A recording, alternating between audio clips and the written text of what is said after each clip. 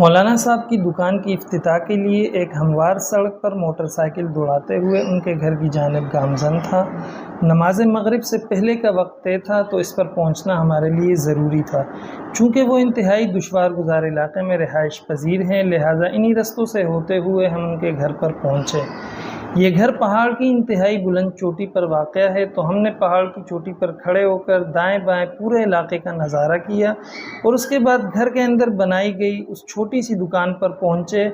HCF रोज़गार scheme का banner लगाया और दुकान में मौजूद चंद चीज़ों को देखा, जबकि मोहल्ले की छोटी बच्चियाँ अपनी मनपसंद चीज़ें ख़रीदने के लिए पहुँच चुकी थीं। इसी दौरान अज़ान मगरिब हुई और हमने उनके घर पर ही मुसल्ले बिछाकर नमाज अदा की। उसके बाद उन्होंने चाय से हमारी तवाज़ो की और हम इजाज़त लेकर रुखसत हुए तो सूरज ढल चुका था और अल्हम्दुलिल्लाह यूँ आप लोग का ताउन हक़दार तक पहुँचाने में हम कामयाब